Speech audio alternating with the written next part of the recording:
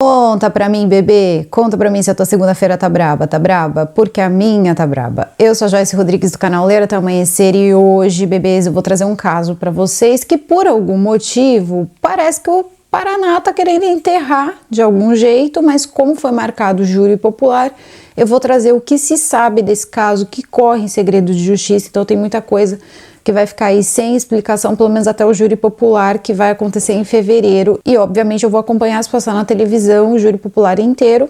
Então, já é mais um ali para a lista de júri popular e resultado. Só que acontece o seguinte, nós estamos falando de uma musa fitness, tá? Que perdeu a sua vida em 2015. Então, gente, já deixa aquele like logo agora no começo do vídeo, porque esse é o tipo de caso que você precisa cavar que nem um tatu, porque senão você não encontra nada. Então, a plataforma tá com um pouco de problema, tá? Eles avisaram esse final de semana, então provavelmente muita gente vai ficar sem ser notificado. Se vocês puderem compartilhar, eu agradeço muito. E agora eu vou chamar a vinheta e a gente já começa. Então, Penny e Jack, vinheta.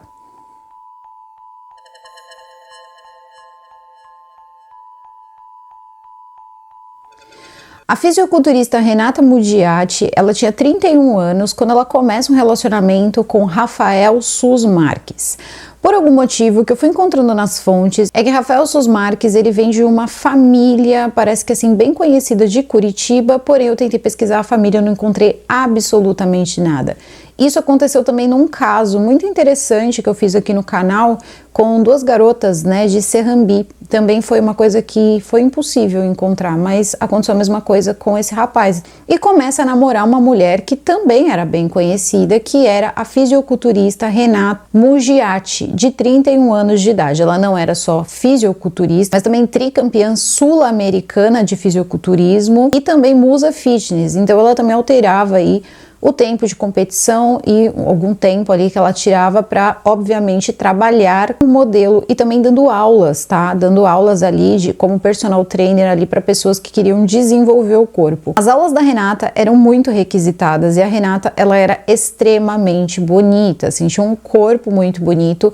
Obviamente que às vezes, né, é uma questão de gosto, essa questão de músculos e tudo mais, porém, ela sempre teve uma estrutura física bem magrinha, assim como diz a irmã dela em uma entrevista que eu encontrei para uma rádio. Ela disse que ela sempre gostou de um corpo assim, né, um pouco maior, então ela sempre estava na faixa ali dos seus 70, 72 quilos, só que era por músculo, gente, era muito músculo, ela malhava muito e quando chegava perto das competições, ela acabava ficando bem mais definida. Aos 31 anos, ela já ia participar de mais competições que ela já participava de fora do país, mas já com categorias maiores e melhores. Ela estava com a vida assim, basicamente sorrindo para ela, em uma época super boa da vida, 31 anos, seguindo aí firme e forte dentro da profissão dela.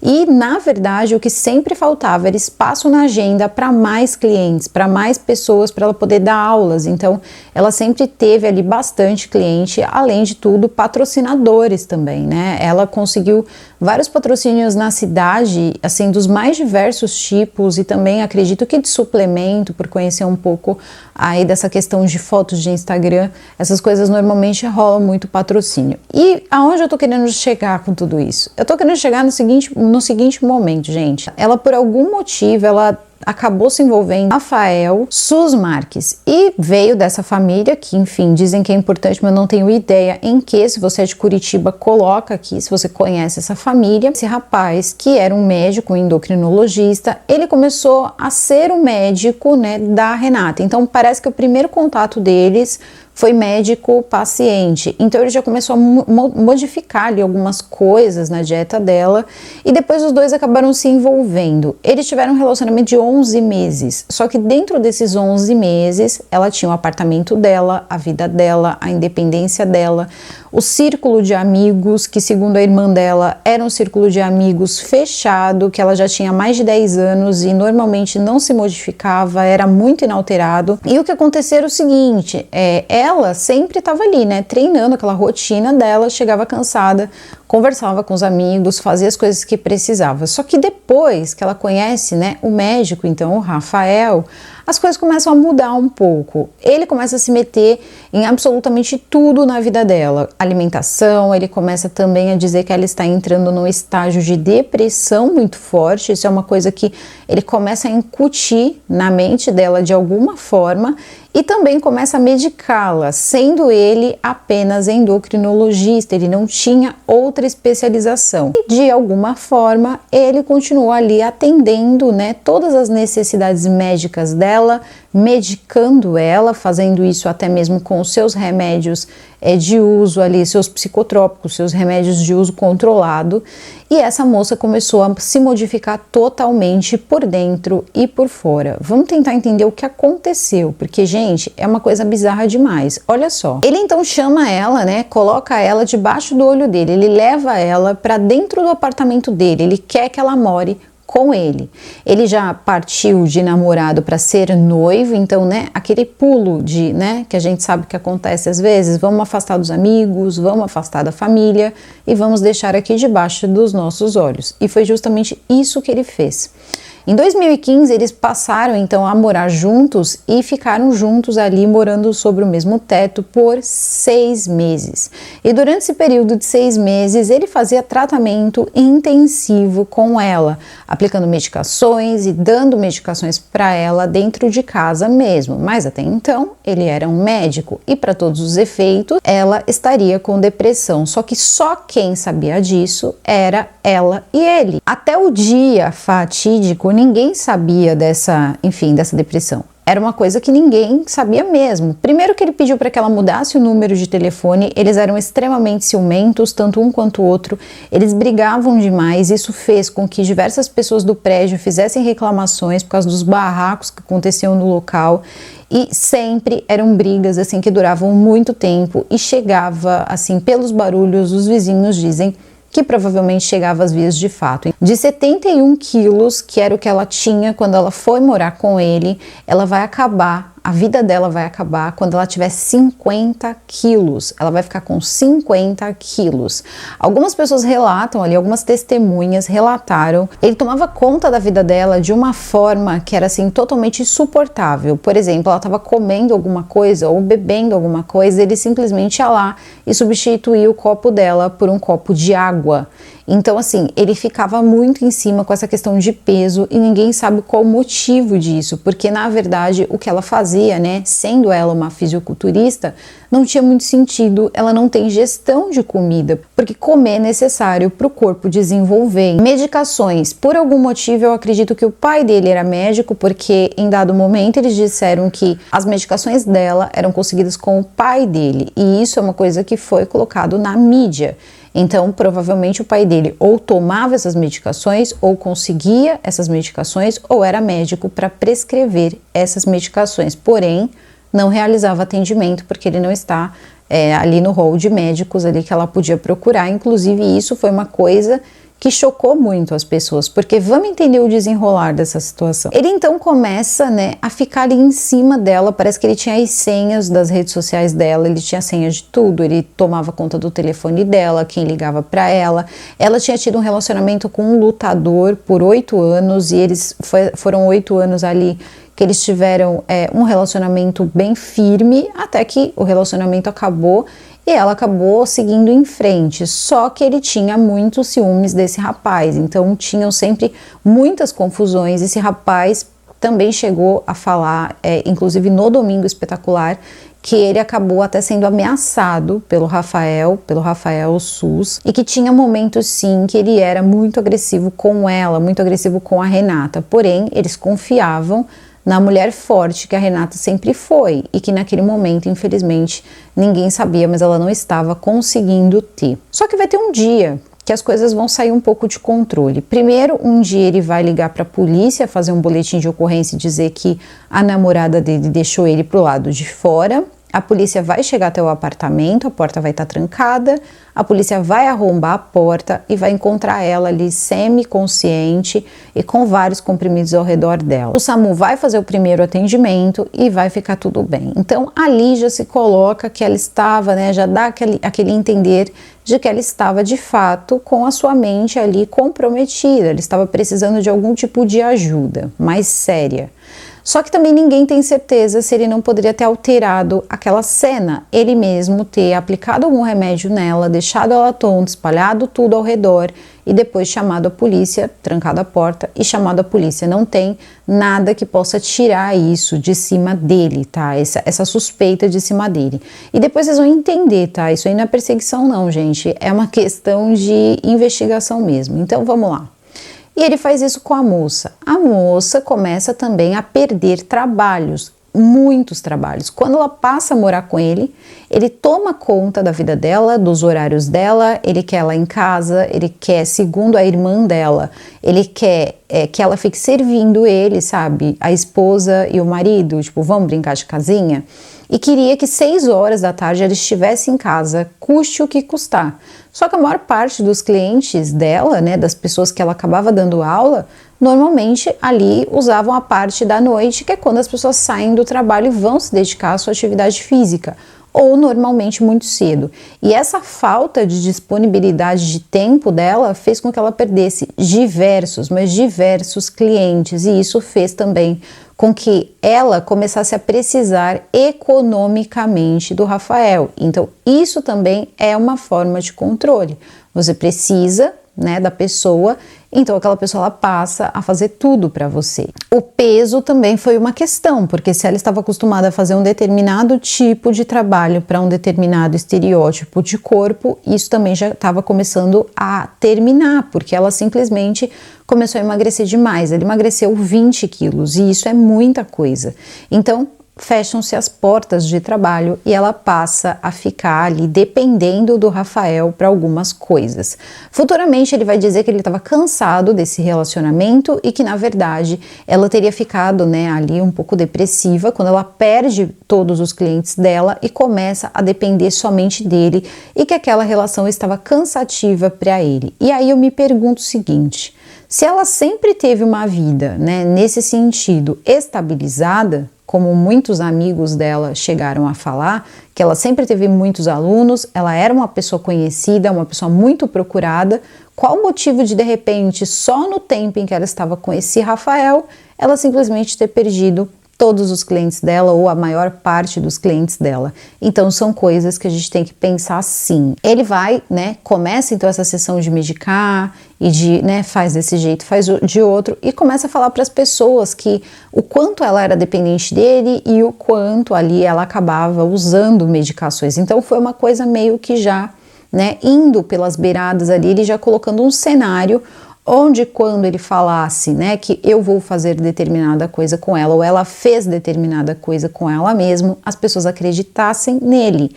E outra coisa também, ela não conseguia contato com os amigos próximos. Ele proibiu ela de manter contato com basicamente todos os amigos dela. Então ela não conseguia falar com os amigos dela.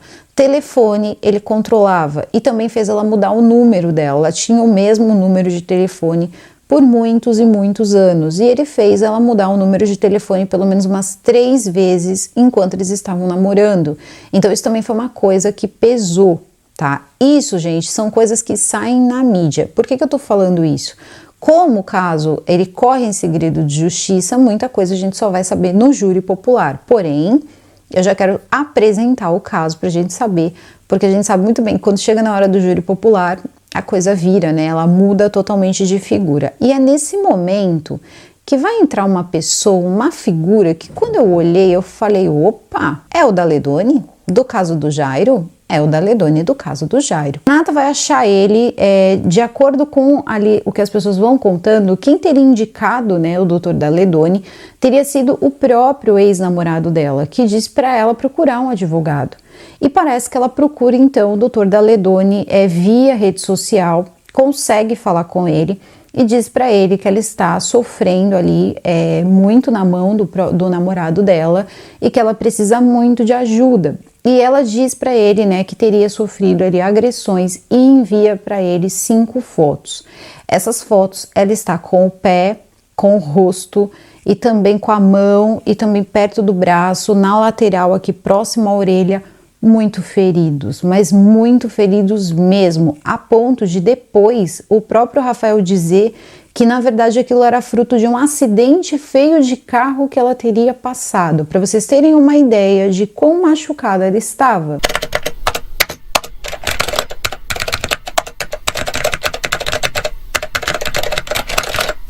Ela envia essas fotos para o doutor Daledoni, que naquele momento ele simplesmente não vai chamar ninguém, não vai mandar aquelas fotos para a polícia, denunciar ou fazer qualquer tipo de coisa, talvez porque assim, isso é uma coisa que vem de cada um, né? Mas depois, por algum motivo, ele vai ser advogado da família. Vamos tentar entender isso aí, porque eu fiquei meio assim, né? Mas vamos lá. Ela entrou em contato com ele, contou mais ou menos a história, falou que precisaria dele. Ele disse que ela podia entrar em contato. Seguidamente, ela envia essas fotografias. Eles ficam de se falar nos dias que se seguem, só que esses dias estavam contados. Teria aparecido uma mensagem nas redes sociais dela, dizendo então, tá, que ela já tinha sofrido por 3 dias na mão do namorado dela e que ela não aguentava mais e que ela partiria naquele dia e partiria feliz. Então, isso seria encarado futuramente como uma carta, né? A carta ali prévia de quem vai tirar sua vida. E a questão é o seguinte: 12 de setembro de 2015, ela simplesmente acaba, né, pegando a janela ali do 31º andar, então são 31 andares, e teria se lançado, né, para fora do apartamento. Segundo o namorado, então, Rafael, porque a polícia chega, obviamente, né, tem alguém ali no chão, né, sem vida. Então a polícia chega, vai conversar com ele, ele explica o seguinte, que na verdade ela tinha feito uma postagem que deixou ele preocupado, só que estranhamente depois a polícia verifica que essa postagem ficou por pouquíssimos minutos no ar e que depois alguém apagou a postagem, ninguém sabe quem, ou ela mesmo ou o namorado, porque só teria teoricamente os dois no apartamento, e também que naquele dia ela estaria assim muito determinada a retirar a sua vida. Então ela teria tentado por 2 vezes e por 2 vezes ele teria tirado ali ela, né, ali de perto da janela, porque ela queria a todo custo usar a janela para tirar sua própria vida. Então o que ele faz? Ele simplesmente vai lá e tira fotos, tá? Ela está realmente na janela, como se fosse mesmo cair ali, né? Vamos colocar assim. E ele tira fotos disso, tá? Então ele tira fotos disso. E depois ele diz que conversa com ela, porque ele diz que naquela noite ele estava terminando com ela. Ele estava terminando com ela porque estava muito chato, pesado para ele, basicamente sustentá-la, porque ela tinha perdido os clientes dela e também ela acabava dependendo dele para tudo, tá bom? Então tudo bem, ele tira essas fotos e aí a gente se pergunta por que ele tirou essas fotos, mas ele tem uma resposta plausível para isso, obviamente, né? Ele vai dizer o seguinte para a polícia: olha aqui, eu tirei essas fotos, eu tô dormindo no hotel tem 3 dias porque ela estava muito mal. Estranhamente, esses 3 dias anteriores que ele teria dormido em um hotel, ela não teria feito nada contra a vida dela. Mas o dia que ele apareceu lá, então, ele teria terminado com ela, talvez mandado ela embora de casa. Então ele diz que ela estava tentando fazer aquilo, né? Atentar contra a própria vida. E é nessa hora que ele me mostra ali tanto o recibo do hotel, que ele teria ficado 3 dias, como as fotografias que ele tirou dela na janela para provar ali que ela estava atentando contra a vida dela. E aí a polícia faz a pergunta mais lógica do mundo: qual era a sua intenção com essas fotos? Porque quem simplesmente pega e tira foto de uma pessoa tentando realizar um ato, nesse momento, ela poderia, o momento que ela tá ali na janela, que ela tá segurando, ela poderia simplesmente ter soltado. E ele estava tirando foto.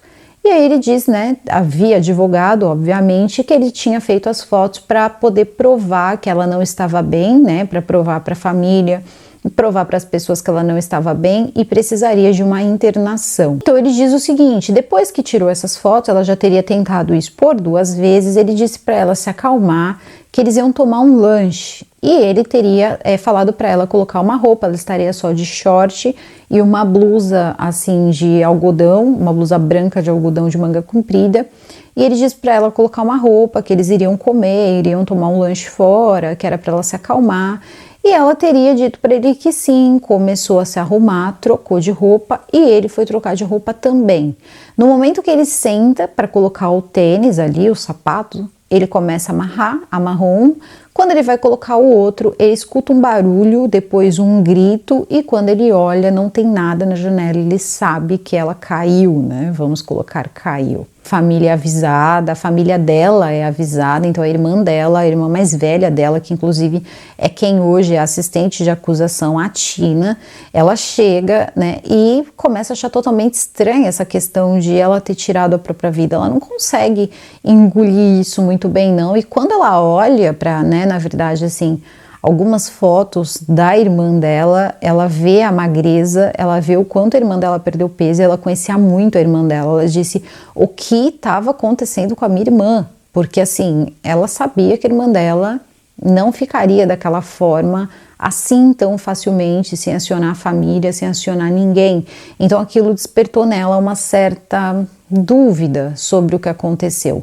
E ela achou estranho também, porque quando ela chegou no apartamento, né, todo mundo, a polícia tinha sido avisada que ela tinha tirado a própria vida, ele já tinha conversado com a polícia, ela foi conversar com a polícia também, a Tina, e quando ela chega lá para conversar com o próprio Rafael, o Rafael diz que é para eles agilizarem logo para que possa então existir a cremação. E ela acha tudo aquilo, num primeiro momento, não tão estranho, mas ela diz que o corpo está no Instituto Médico Legal, que precisa ser liberado, e que depois eles poderiam pensar nisso. Só que estranhamente a mãe dele, que ela nunca tinha visto, porque ele se escondia dos familiares dela, ele não falava da família dele, então ela falou que, para falar a verdade, ela tinha visto ele pela primeira vez. E é estranho, porque a própria Renata dizia na mensagem pro Dr. Daledoni que ela se casaria com ele no outro mês. Então seria uma pessoa que ela iria se casar, e era estranho, porque ela não era brigada, pelo que tudo indica ali, com a família, e a família não saber de repente de um possível casamento. Então tudo isso era muito esquisito. E a própria mãe dele disse que era melhor, né, colocar tudo para frente para poder ter a cremação. E esse negócio de ficar insistindo na cremação deixou a Tina desconfiada demais. E é nessa hora que ela vai conversar com a polícia. Um laudo sai, e esse laudo, né, por isso que isso não foi noticiado de cara na televisão, porque o primeiro laudo dizia que de fato, né, ela tinha perdido a vida devido à queda, né, dos 31 andares do prédio, e que esse tinha sido a causa ali da perda da vida e que não tinha mais nada ali a ser investigado. Só que algumas pessoas tinham outra opinião sobre isso. O corpo dela só vai ser liberado depois de 8 dias, olha só isso. Vai vir uma outra equipe do IML, tá, pra dar uma olhada, e eles vão olhar aquilo e vão achar estranho, porque eles encontraram ali algumas marcas que não eram compatíveis apenas com a queda. Claro que a queda é algo, né, muito ali importante, são 31 andares, mas eles encontraram algumas marcas como se fossem ferimentos de defesa, principalmente nas mãos, ali em algumas outras partes que não eram também compatíveis com uma queda. Mas o que acaba determinando tudo é um conjunto, né, de ossos e também cartilagens do pescoço, como por exemplo a hioide, que eles começam a desconfiar que aquilo não foi da queda. Só que acontece que o perito, que era então um perito chamado Daniel Kalman, que vai entrar numa confusão enorme, ele vai atestar que sim, o que aconteceu ali foi que ela tinha sim se colocado para fora ali da janela e acabou perdendo a vida. E os outros dizem não, isso não foi ela não tirou a própria vida e ela foi asfixiada e depois alguém jogou ela pela janela. Tudo bem, só que acontece o seguinte, existe também um tempo limite e tinham ali 2 linhas de investigação. Inclusive, o que fez com que ele não ficasse preso foi exatamente esse laudo do Dr. Kalman, que teria dito então que ela tirou a própria vida. Então não tinha porquê ele ter prisão preventiva ou qualquer coisa, e quem teria dado aí esse laudo final teria sido esse legista. Estranhamente, esse legista, ele tinha avisado, em algumas reportagens diz que ele tinha avisado que ele não ia trabalhar porque ele estaria ali com dor de barriga e que depois ele teria aparecido no plantão dele. E ele já diz outra coisa, ele diz, né, que na verdade ele não estava bem, mas teriam chamado ele para trabalhar por falta de pessoal. Só que a delegada que está então, né, que abriu ali uma investigação sobre o laudo dele tinha dito outra coisa, disse que na verdade ele tinha avisado antes que ele não iria trabalhar porque ele estaria ali com dor de barriga. Vai então acontecer, né, o enterro da Renata, e o enterro da Renata vai acontecer 8 dias depois, então no dia 20 de setembro de 2015. E quando chega na porta ali, né, da entrada da capela, onde ela está sendo velada, quem aparece lá é o Rafael Sus Marques, só que ele aparece lá com vários advogados. Peguei uma reportagem que mostra a discussão, vocês encontram até na Globoplay, tá, gente? Eu procurei na Globoplay alguns trechos ali que fala, né, da tribuna, acho que é da Tribuna da Massa ali, e tá lá um diálogo, um bate-boca, porque ele quer entrar no velório. E a irmã, a Tina, diz que ele não vai entrar, porque a Tina já tinha se tocado. Quando sai esse outro laudo, que é muito diferente, que pode colocar ele como, de repente, a pessoa que tirou a vida da irmã dela, ela não quer que ele entre de jeito nenhum no velório da irmã.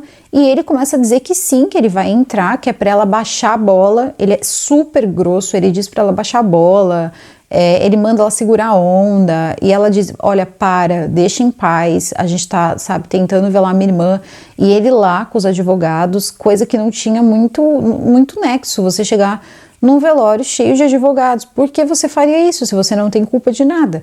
Então, tudo aquilo foi uma coisa que ficou estranha, mas ele chegou lá com os advogados e foi sim impedido de ficar até o final, né? Então ele não acabou vendo o enterro, já estava quase no horário do enterro, ele acabou não podendo ficar, porque foi uma grande confusão, assim, com os familiares e principalmente com a Tina, que não queria de jeito nenhum que ele estivesse dentro daquele velório. Ela já pressentia que vinha coisa. Daí pra frente, quando sai, né, então esses dois laudos, basicamente um contrariando o outro, o que vai acontecer é que então ela vai procurar o advogado, o Dr. Daledoni, a Tina, irmã da Renata, tá? Para defender então a causa da Renata.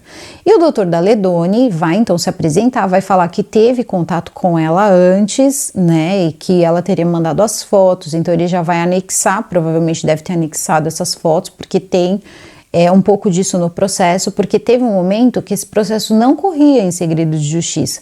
E aí depois, em um determinado momento, quando começam a questionar essa parte do laudo, aí ele entra em segredo de justiça, para ficar em segredo de justiça, para não atrapalhar as investigações. Então ele pega e começa a conversar que, né, eles estavam ali pensando no caso, ali em pedir uma exumação do corpo. Ele fala bastante, o Daledoni, ele lida muito bem com a mídia. A gente sabe que ele é sisudo e lida bem com a mídia, né? Mas é um dos maiores escritórios de advocacia que tem no local, ali no Paraná, em vários outros locais. Então, assim, foi um excelente escritório de advocacia que a família contratou, a família da Renata, tá? Da Renata, então, a vítima. E ele está do lado da vítima e começa ali a procurar, né, as brechas, procurar. O Daledoni é bom em contestar, a gente sabe disso, acompanhando o julgamento do Jairo, até que uma mulher vai aparecer na delegacia, tá? Por volta ali de 2016, e vai dizer que, na verdade, ela tem um filho, tá? Um filho do Rafael. Eles teriam tido um encontro em 2015, não se explica se antes ou depois do momento que ele estava, né, com a Renata, e que eles tinham tido, segundo o próprio Rafael, né, ela não deu essas explicações, mas segundo o Rafael foi apenas uma conjunção carnal, e que do resultado disso foi um filho. Então ela acabou grávida e que eles nunca tiveram um relacionamento. Então ela pega e deixa que ele visite o menino, ele tinha os dias para visitar, e um determinado Natal ele vai até a casa para buscar então esse filho, e quando chega lá os dois começam a discutir e ele acaba agredindo ela, e ela vai direto para a delegacia. Chegando na delegacia, ela dá o depoimento dela e ela tinha marcas no corpo, né? Então, como tudo corria em segredo de justiça, isso também ficou nebuloso, mas eu consegui ali alguns desfechos. Ele foi condenado nesse processo. Ele foi condenado. O que acontece? Ela levou o processo para frente, ele disse que era tudo mentira, que ela mentia demais, que quando ele foi buscar o menino, essa moça estava sentada num sofá de 3 lugares, onde ela estava no assento do meio, não teria como ela bater o braço, como ela tinha falado, na porta, porque a porta abria só por dentro. E assim, as coisas que ele falava, tanto no caso da Renata, como no caso dessa moça que o nome não foi revelado, você percebe que ele tem uma percepção um pouco distorcida das coisas, porque na verdade o que ele falou não tinha sentido, ele realmente machucou ela. E tinha ali as provas, as marcas, e aquilo foi investigado, e ele foi condenado a 4 meses e alguns dias por ter agredido ela. É levantado também, né, uma pauta. Será que teria como, né, ele ter feito alguma coisa contra a vida da Renata e teve uma reprodução simulada? E na reprodução simulada a conclusão foi que ele jamais poderia ter visto as coisas na proporção que ele contou, né, como viu e as coisas acontecerem como ele contou que aconteceu. Porque, por incrível que pareça, o apartamento era uma zona. Eu sei porque eles passaram o interior do apartamento em uma matéria e era muito bagunçado. Então, assim, ela não conseguiria facilmente chegar até a janela sem fazer barulho e muito menos ele teria conseguido ter essa visão periférica, corrido, como ele disse que correu, com tantas malas e coisas pelo meio do caminho. Então, assim, o apartamento estava um pouco caótico. Então, eles começam a perceber que não teria como ela de fato ter feito aquilo contra a vida dela e que de fato ela foi sim vítima e ela não tirou a vida dela. Então, junto com o laudo que já existia, né, de uma galera que acreditava que ela foi asfixiada, contra o laudo, né, do Dr. Kalman, que dizia que na verdade ela tirou a sua vida, o mais provável é que o Rafael tenha tirado a vida da Renata. E aí, quando chega então esse processo dessa moça, então que teria um filho dele, todo mundo fica boquiaberto, porque basicamente ele sabia que ele poderia ser preso a qualquer momento, já tinha um pedido, inclusive, de exumação que eles estavam pensando em fazer, e ele sabia que se exumassem, eles poderiam encontrar alguma coisa, afinal de contas, ele também era médico, né? Ele era médico. Ele acabou, né, medicando ela para várias coisas, ele viu que ela estava em surto e ele não chamou ajuda, ele não chamou uma ambulância, ele não chamou nenhum tipo de ajuda. Então, assim, em nenhum momento ele disse, eu tirei ela daqui porque eu ia levar ela para um pronto-socorro, até eu localizar a família dela para ela ir para uma clínica, alguma coisa assim, porque ela está em surto. Ou levar mesmo, somente deixar num posto, sei lá, de saúde já seria melhor do que levar uma pessoa que está teoricamente em surto, querendo fazer uma coisa dessa consigo próprio e simplesmente levar para tomar lanche. Ele vai ser preso, tá? Então ele vai ser ali acusado mesmo de ter agredido a mãe do filho dele e ele vai ser preso. E quando ele for preso, aí eles vão começar a tocar umas coisas para frente, só que isso já era 2017, então ele vai ficar um tempo preso, vai acontecer a exumação do corpo da Renata e aí eles vão ter certeza, a exumação vai acontecer com 4 legistas que não se conheciam para fazer a exumação do corpo, que vai constatar que ela foi asfixiada antes de cair do 31º andar. Nesse momento ele já tinha inclusive outra namorada. Mulheres era o que não faltava para ele, tá? Essas mulheres se envolviam com ele mesmo sabendo que essas coisas estavam acontecendo, porque toda hora o jornal estava noticiando alguma coisa, todo mundo sabia quem era ele. E ele continuava clinicando, e ele tinha clientes que iam lá se consultar com ele, mesmo sabendo que ele era uma pessoa ali teoricamente violenta. Então, bem complicada essa situação. Ainda sob o comando, né, ali do advogado do Dr. Daledoni, eles pedem ali uma resposta do Conselho de Ética ali do CRM e tal, que eles, enfim, cassassem, né, ali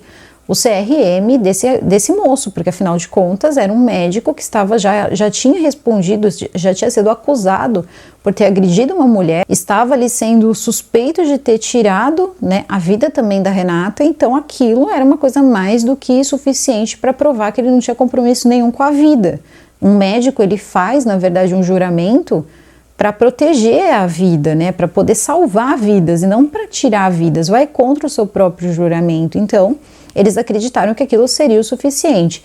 Porém, eles mandaram a seguinte nota, que nada que ele tinha feito feria a capacidade dele de exercer a medicina. Então, eles não tiraram ali o CRM dele, continuou com licença para continuar sendo médico, mesmo estando muitas vezes atendendo pessoas em áreas que ele não tinha especialização, ele não era especialista em nada, e muitas vezes ele fazia esse tipo de atendimento mesmo sem especialização, e mesmo assim ele passou tranquilamente, continuou com o CRM dele. E aí a casa vai cair quando sair então, né, esses laudos. Esses laudos vão derrubar por terra o laudo, né, do Dr. Kalman, que depois vai precisar de um advogado, porque eles vão começar a pensar o seguinte: tudo foi muito estranho. Inclusive a forma com que esse laudo foi colocado no sistema.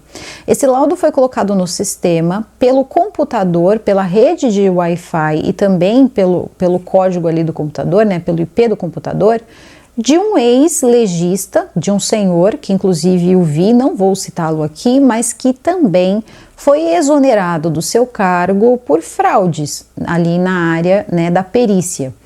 E ele foi para a casa desse homem que teria sido professor dele para tentar refazer esse laudo e colocar esse laudo de novo no sistema. Então ele entra no sistema ali, né, da própria polícia, que é onde você coloca laudo ali, de dentro da casa de uma pessoa física. Então isso era uma coisa muito esquisita.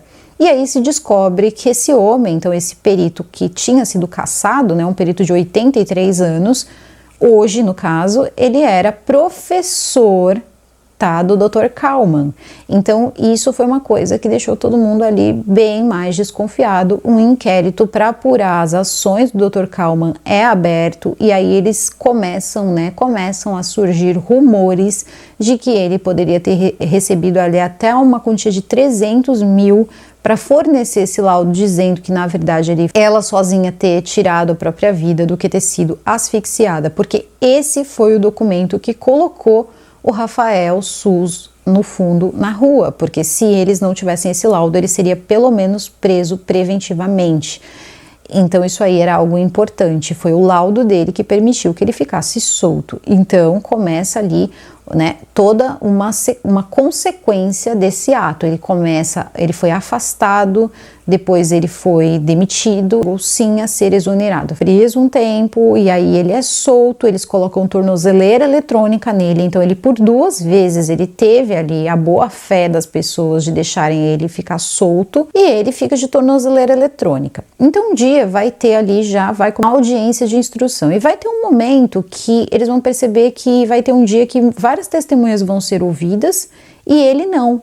Então ele pede para o advogado dele, tá, que avise, né, peça na verdade para a juíza se ele não poderia ficar em casa naquele dia, não participar da audiência, porque ele não teria que falar, e também ele estava cheio de pessoas para atender, ele continuou clinicando e era um dia muito cheio de trabalho. E a juíza permitiu, ninguém achou importante ele estar lá e deixaram com que ele ficasse, afinal de contas ele estava trabalhando, deixaram.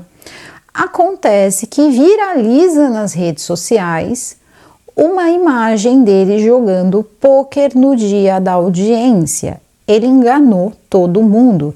Ele disse que ele não ia se apresentar porque ele estaria trabalhando, mas a entrada dele num torneio de pôquer aconteceu às 3 da tarde e terminou 4 horas depois, com a entrada e a saída dele registradas. Então, ele não estava trabalhando, ele estava participando de um torneio de pôquer que acontecia num bar, tá? Um badalado bar ali da região. E esse teria sido o real motivo. Ele enganou as pessoas, tirou sarro da cara das pessoas, basicamente, porque esse vídeo viralizou e as pessoas começaram a cobrar, né, enfim, das autoridades uma postura, porque já era muito absurdo tudo que tinha acontecido e ele conseguiu deixar mais absurdo. Então é nesse momento que ele acaba sendo preso. Isso vai acontecer em janeiro de 2019 e daí para frente, né, com os laudos, os novos laudos, as coisas novas que eles foram encontrando, ele acaba, né, ficando preso. Só que acontece o seguinte, no final do julgamento de instrução, ele vai a júri popular, só que eles não dão a data. E a data não vinha nunca, então eles estão esperando basicamente a data desse júri popular desde 2020. e demorou demais para eles darem finalmente a data, do dia 6 ao dia 8 de fevereiro de 2023. Então isso vai demorar muito para acontecer. Eles já estavam sem esperança que esse júri popular fosse acontecer. Mas o júri popular foi marcado sim. Só que esse júri popular vai ser o júri popular, porque como correu tudo em segredo de justiça, a gente vai saber de muita coisa no dia do júri popular. Só que vai ter um fato que vai mudar a defesa, tá, da família da Renata, que vai ser o caso Tatiane Spitzner. O doutor Daledoni é advogado de quem? Do Felipe Monweiler, que foi quem fez, né, ali tudo que fez com a Tatiane. Temos o caso da Tatiane Spitzner aqui no canal. Ele foi o advogado do Felipe Monweiler. Então, a família achou que a forma com que ele estava atuando no julgamento, primeiro que era um lado contrário de um caso muito parecido, e quando eles olharam ali como ele estava atuando, né, em favor do Felipe Monweiler, ele inclusive fez alguns cruzamentos de informação que seria do caso da Renata. Então a Tina não gostou nada do que estava acontecendo, da mensagem, e disse que infelizmente eram casos muito parecidos e a forma com que ele estava atuando, né, no outro julgamento ia totalmente em contramão, né, porque era como se fosse assim, ao invés de estar defendendo a Renata, ele está defendendo, por exemplo, o Rafael, seria mais ou menos isso no caso da Tatiana. Então, olha que mundo pequeno, gente, vai encolhendo a cada segundo. E aí, nesse momento, eles acabam destituindo o Dr. Daledoni, tá? Sem confusão, sem absolutamente nada, e acaba colocando ali uma outra pessoa para tomar conta do caso, né? Um outro advogado, no caso, uma advogada. Eles vão aguardar, a Tina aguarda, assim, muito placidamente em julgamento, mas você percebe que, assim, ela não supera e ela acabou virando ali assistente de acusação, então ela tem acesso a absolutamente tudo, ela vê esse Rafael diversas vezes, ela tem acesso a absolutamente tudo, então começam a surgir prints, ela começa a ver certas imagens, a pessoa tem fotos ali, fotos necroscópicas que não são coisas ali interessantes para a família estar participando disso, e aí a gente vê tantas pessoas que hoje trabalham como assistente de acusação do caso dos seus irmãos, dos seus filhos e as coisas que eles têm que passar ali para lutar por justiça, e essa parece que não ia vir nunca. Então agora, finalmente, com todas as coisas colocadas em seus lugares, parece que o júri vai acontecer em fevereiro de 2023. Mas ele é réu e vai responder sim por homicídio qualificado, fraude processual e várias outras agravantes ali que vão colocar, e vamos ver como vai rolar esse júri popular. Vai ser uma coisa assim bem diferente. Eu não sei se eles vão transmitir ao vivo esse julgamento, mas se eles transmitirem ao vivo o julgamento, eu vou assistir e trago para vocês, inclusive com mais detalhes, porque aí no julgamento não tem como, eles são obrigados a falar basicamente tudo, né? Então a gente acaba sabendo tudo. Mas se vocês tiverem mais informações, vamos lembrar que a gente está no Outubro Rosa, por mais que eu esteja de azul, porque afinal de contas eu não acredito que meninas precisam usar apenas rosa. Então tudo bem se você usar azul, mas estamos no Outubro Rosa, e o Outubro Rosa é um mês assim de uma conscientização feminina em várias áreas, e essa é infelizmente uma área que assim não para, né, de aumentar as estatísticas. Então mulheres perdendo a vida, e né, eu acho que é um bom momento para falar sobre esse tipo de assunto sim. Eu lembrei desse caso e lembrei que eu nunca mais tinha visto nada sobre esse caso, e quando eu fui atrás foi um grande susto saber que pouco se falou, né, de anos para cá sobre esse assunto. Então eu fui procurar o que eu consegui encontrar e trazer para que vocês tenham ciência de que a Renata existiu, de que essa tricampeã sul-americana existiu e que ela pode ter sido asfixiada e colocada para fora do apartamento via janela 31 andares abaixo, em torno de 100 metros, tá? E que até hoje não existiu um julgamento para esse caso. E se vocês tiverem mais informações desse caso, coloquem aqui embaixo, tá? Se vocês forem da região, eu conheço a importância que tem a pessoa que mora na região. A pessoa que mora na região conhece muita coisa, mas muita coisa mesmo. Foi divulgado pela mídia aí dentro desses anos todos aí, Se tiver alguma coisa fora de ordem, vocês me desculpem, podem também aqui corrigir, porque por correr também em segredos de justiça, às vezes uma fonte coloca de uma forma, como eu vi, por exemplo, que ela se relacionou com ele por 11 anos, que na verdade foram 11 meses, então precisei consultar diversas fontes. Eu desejo muita força para a Tina e para a família, né, da Renata em geral, agora nesse momento, porque eles vão precisar encarar essa galera no dia, não é muito fácil, né, ainda mais a Tina tendo essa força toda, como ali, né, assistente de acusação. Vários amigos da Renata que fizeram uma página, tá, uma página de justiça, Justiça por Renata, e nessa página eles vão contando várias outras denúncias de pessoas contra o Rafael, e a Tina também, ela trabalha ajudando pessoas a identificar, né, relacionamentos tóxicos, relacionamentos que deixam pessoas machucadas. Coisa que vocês quiserem complementar, complementem aqui nos comentários, porque eu sempre falo com pessoas muito, mas muito mais informadas do que eu sei que vocês sempre têm mais informações, coloquem aqui nos comentários que eu tenho certeza que as pessoas vão gostar bastante de saber. Então, se você sabe coisas básicas assim, só coloquem, tá? Ninguém aqui quer fazer nada além de preencher uma pequena lacuna ou outra aí ao longo do vídeo. Tá bom, gente? A gente se vê no próximo vídeo. Um beijo e fui!